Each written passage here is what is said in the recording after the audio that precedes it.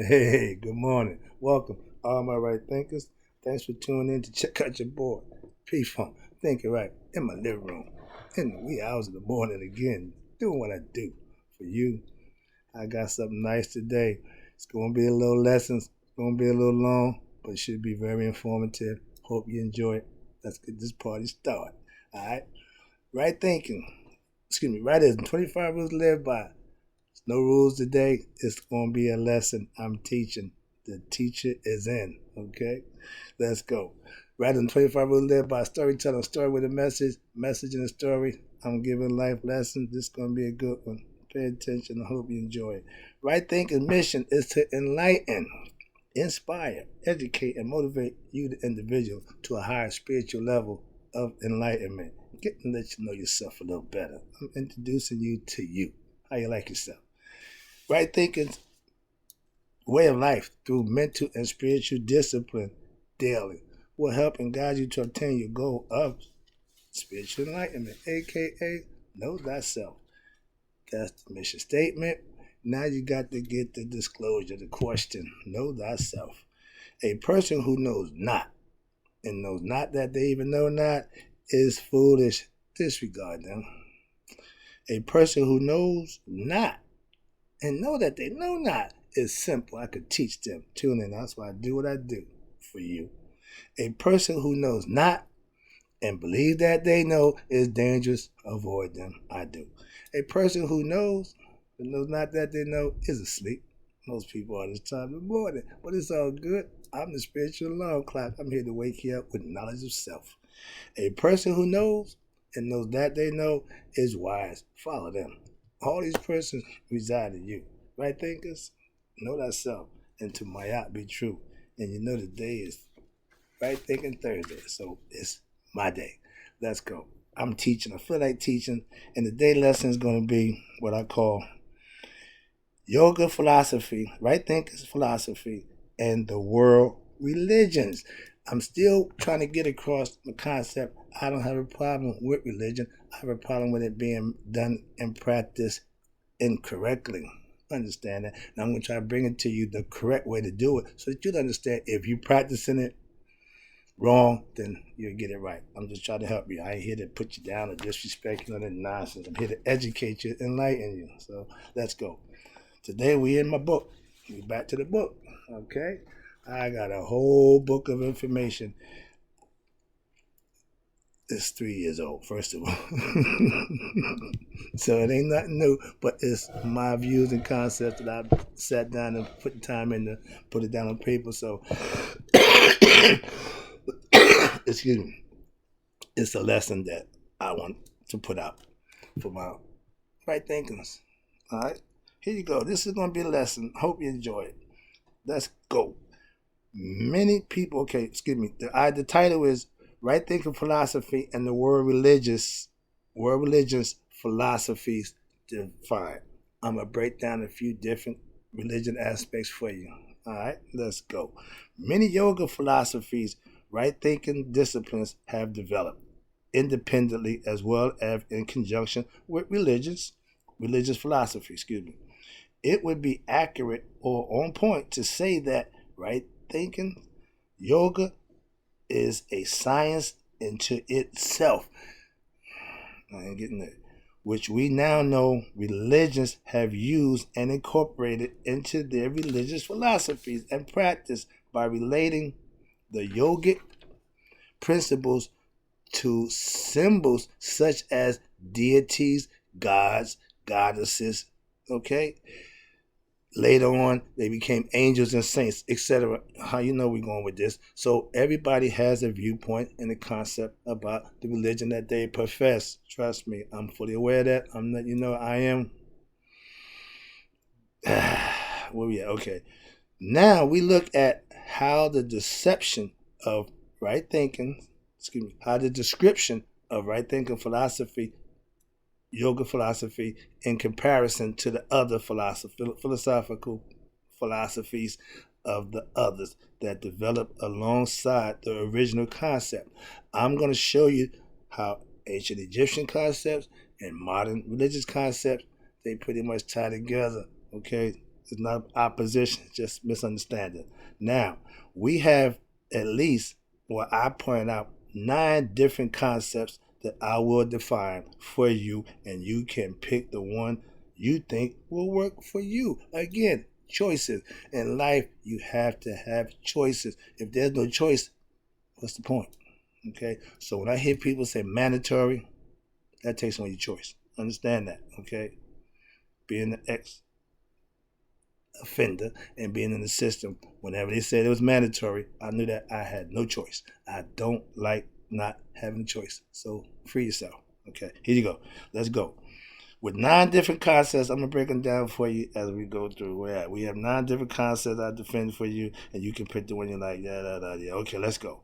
Yoga, philosophy. It states the human consciousness and the universal consciousness are in reality one. Everything is on the yes. And the same. God, the creator of the universe and everything that's in it, is also in us. That's the first lesson of understanding self. You and God are connected. No matter what religion you profess, no matter what you believe. Let's start with that one. Okay, now, here you go. The appearance of separation, here we go, is mental illusion. The fact that you think God is up in heaven, an illusion. Okay, let me explain to you.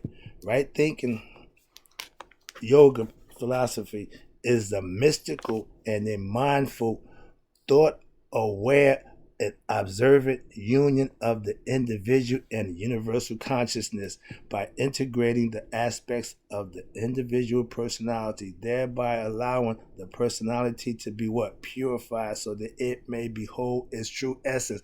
You have to know yourself through practice and understanding and gaining knowledge of self.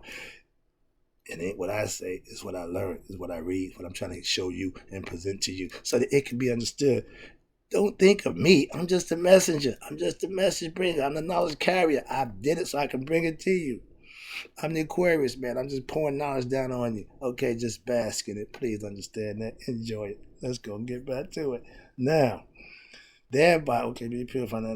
Okay, there's the first one. We just did the first one. That was conscious. The next one now. Number 2, the Vedanta philosophy. We call them the Vedas.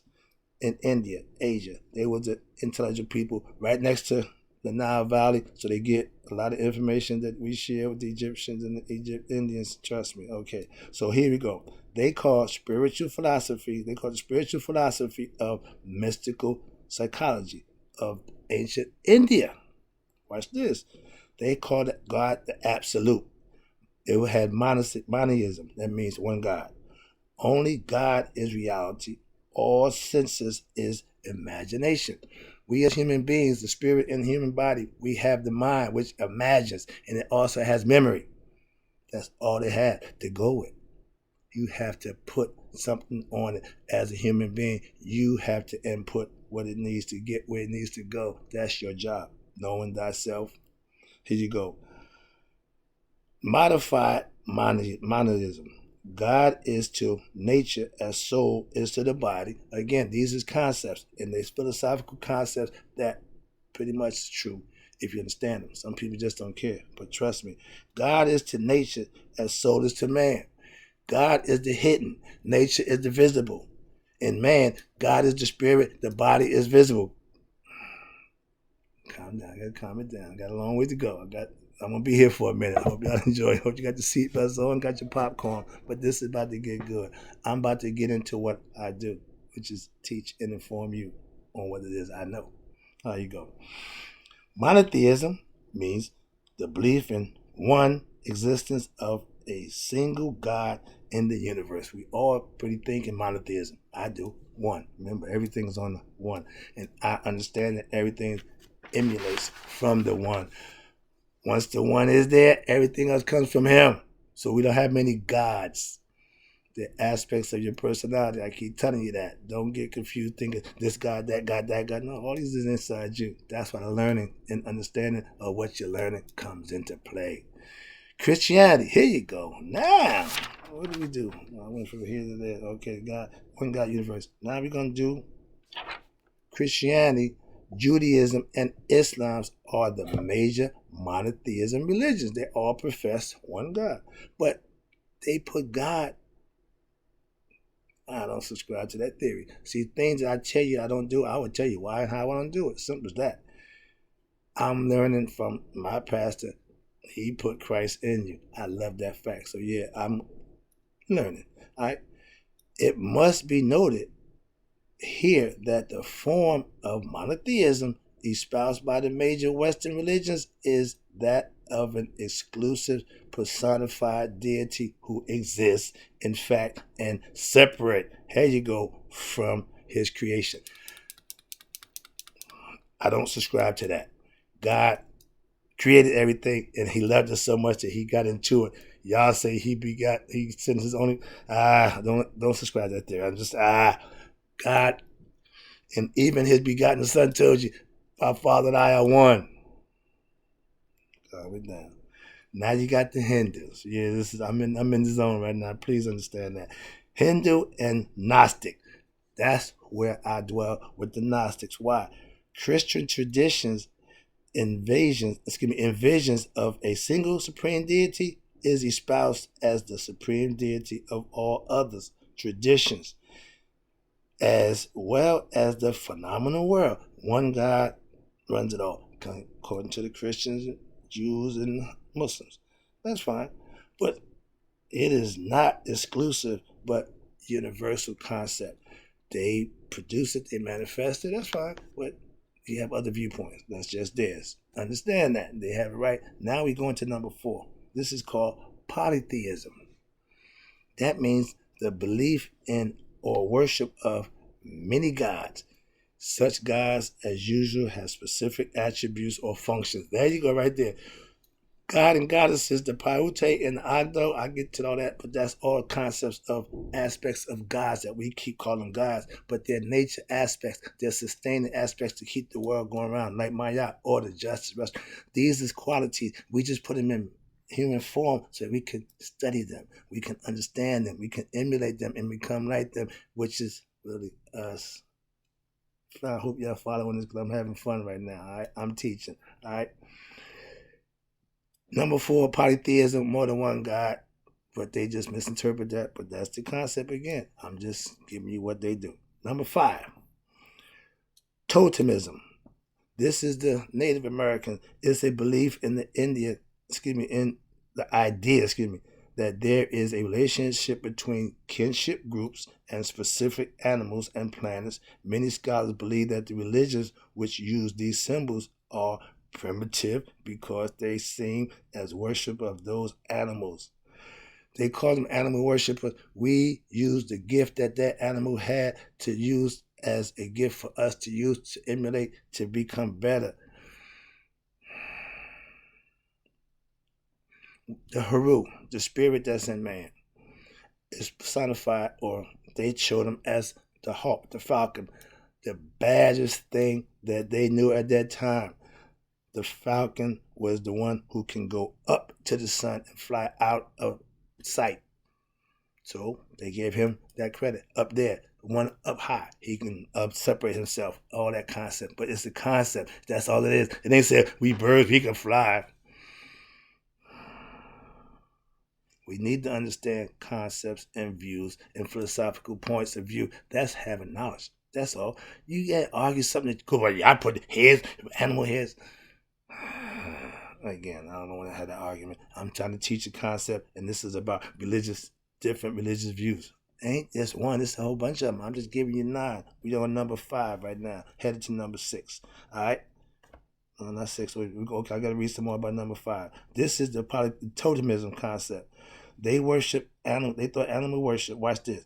However, when the mythology behind the beliefs is examined, which I was just going off on more closely and understood, the totems are understood as symbol of specific totalitarian deities which relate, an aspect the individual to a group and also to the greater workings of nature and ultimate God.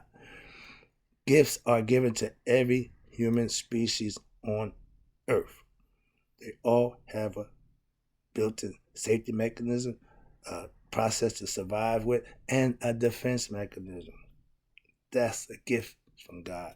Man don't produce that. Understand that? So next one we got number 6. This is number 6. It's Pantheism. Everything there is God, and creation are one. Okay. Modified Pantheism. God is the reality or the principle behind nature. I agree with that one. I like Pantheism. That's more into line what I subscribe to. So yeah, the term was coined by KCF Krauss, some guy, in 1781, and he lived from 1781 to 1832. Okay, and to describe the doctrine that God is what is immanent in all things. Yeah, I agree, but also transcendent, so that every part of the universe has its existence in God. God is in everything. We say God is every. This is where the concept comes from. I understand what y'all saying, but do you know where the origins of what you're saying come from? Well, who started? I don't know. You just again, you midway through the line, and the grapevine is coming down. You don't know where it started. You don't know who got. You just getting it and passing it on. Not good. Okay, I'm not in the grapevine mode. Here you go. But he is more than the sum total of all parts. Again, my man is cool, but you know, he at 1781. We knew this 5,000 BCE, at least 3,200 BCE, so ain't nothing new under the sun. But I like the concept. I agree. That's all. Next one is, here we go. Here go mine. Cometicism.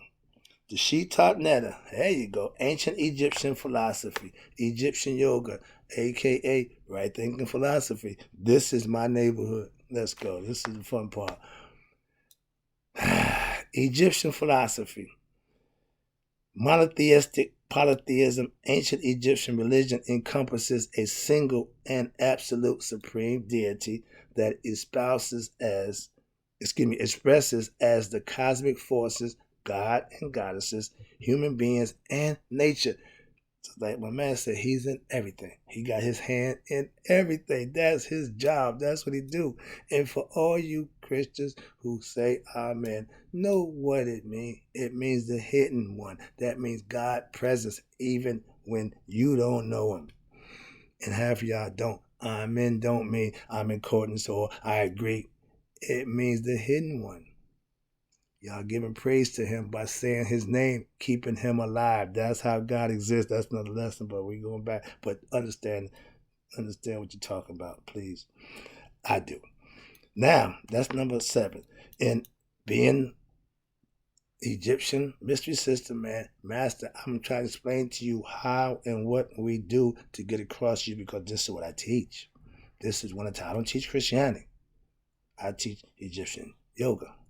Okay, I call it right thinking, but this is the concept where I got it from. This is what I mastered. This is what I learned. Yes. Now, let's talk about Hinduism. My first cousin. Hinduism and the Mahayana Buddhism, okay?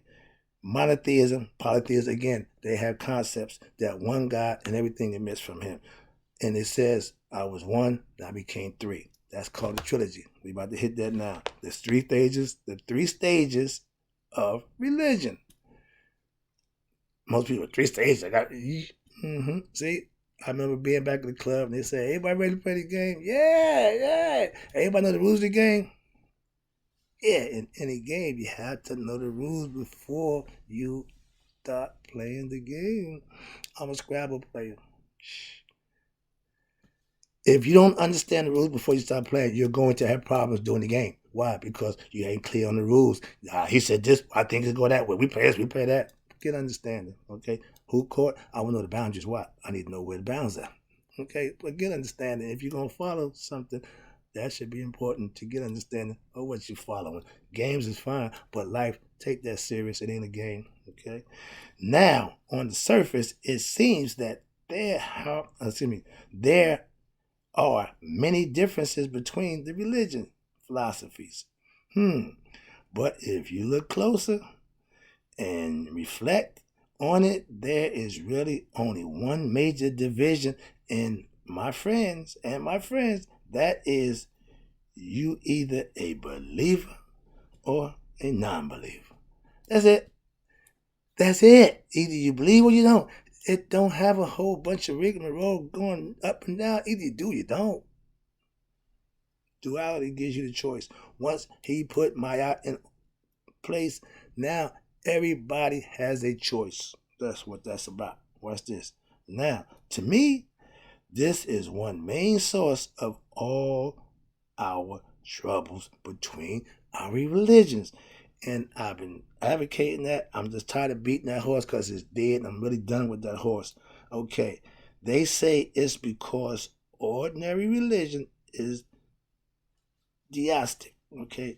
That means it's God heavy. Yeah. Based on old traditions. Now, how could you have old traditions that's different than what they profess? Old traditions and customs, which was based on what? The culture of that people. Again, even in Egypt, Upper Egypt had their concepts, Lower Egypt had theirs. Okay? And you see me doing, well, this is Lower Egypt because in Egypt, Lower Egypt is up, Upper Egypt is down. Flip it. Another lesson, but I ain't talking about, but that's the concept. All right, and since we know culture varies, and that's what we're trying to understand. It's going to change from place to place and from one time in history to another. We, the ancients, didn't have no God concept. Nature, netter. Again, means same thing, but we call it something different. So understand that. Progress with knowledge, understanding also. All right, by some variation in spiritual traditions, these differences will occur not only between cultures, but even within the same culture, you're going to have problems. A perfect example of this is, watch this, Christianity. Here we go, back again, with a myriad of denominations. I was going to say no, they got a myriad of denominations. How many Christians concepts could you have? So then, for those who cling to the idea that religions has to be related to a particular culture and its specific practices of rituals, will always have some differences with someone else's conception, somebody else's conception. Why? We think different, we act different, and your viewpoint's going to be different. But in the 3 stages of religion is myth, ritual, and mysticism. The mysticism is what all you Christians is missing, and the mysticism is what right thinking is trying to get you to meet, because that's what it's all about, even in religion. See, I'm trying to get you where religion claims to take you. I'm just getting you there with a different way. Trust me. Culture belongs to the myth, the stage of religious practice, which is the most elementary level. All we do is the ritual. I'm a Christian. I go to church. I believe in God. Yeah, I'm blessed. I'm highly favored. I'm sorry. But let's get into the myth, the ritual, and mysticism. The 3 stages that you have to perfect to be a good Christian or a good spiritual person.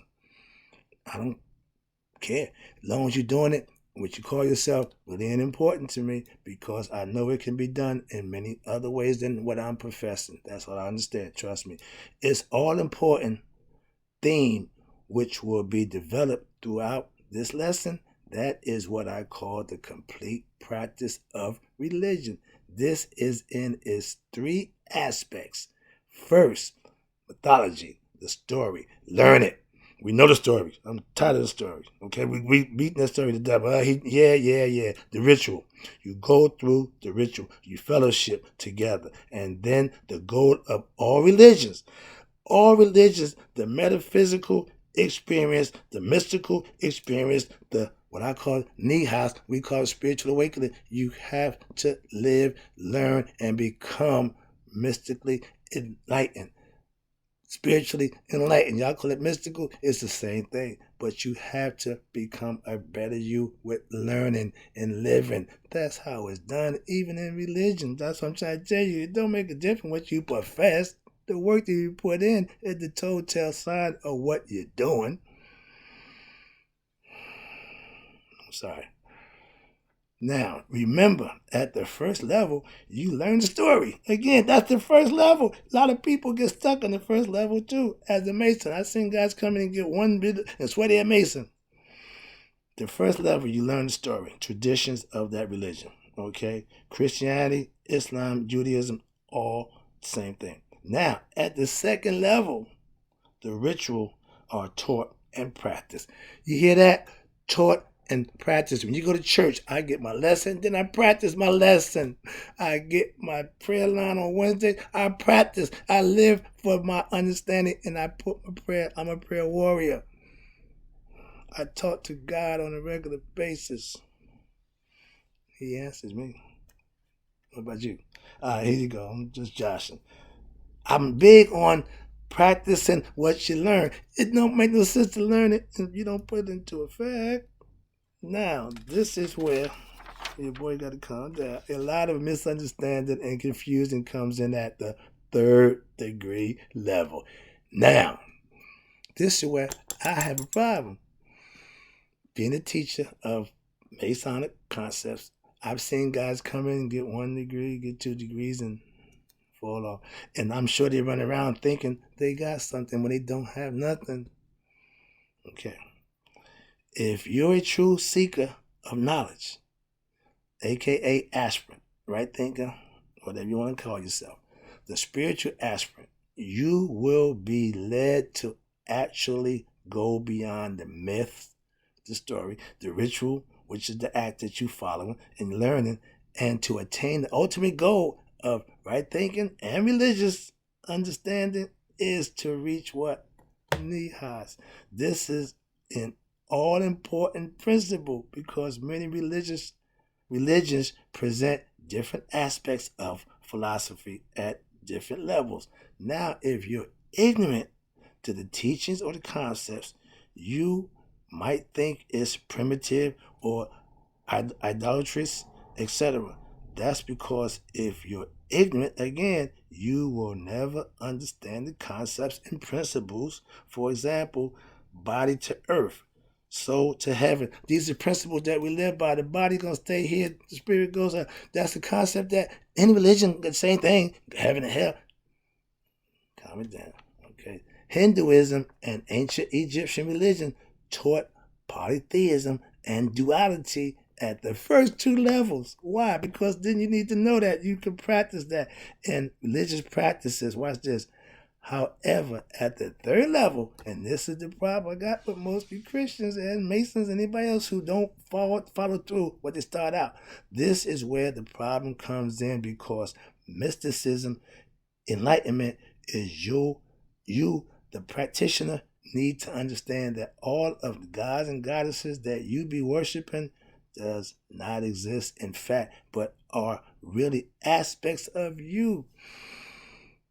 I don't make this up. I practice this. I study this. I learn this. I know this. I'm trying to get you to understand it. So then when you can practice, you will know it too. Hence, know thyself. These are qualities that let you know who you are, what you're representing. And here we go. Transitional supreme being, the Per Em Heru, proves this philosophy. Watch this.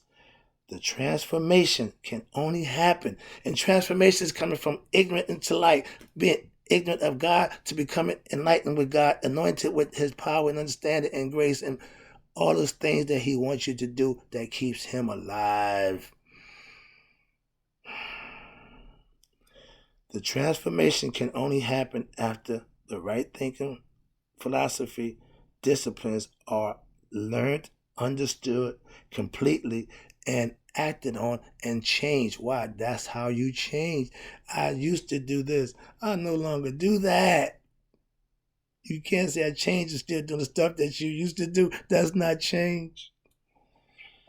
Here you go. Most religions get to the 2nd level, no problem. Most of us, yeah, we good with the story. I know the story of Jesus. I know what he did, how he died. Yeah, I know. I go to church. I fellowship. That's where they stop at. Let me finish this up. Now, they get to the 2nd level, but because these disciplines belong to the 3rd level of religion, the original religion concepts the religion concept that has, like I said, been changed, corrupted, or just plain old misunderstood philosophies we call religion. We're in the third level in Masonry.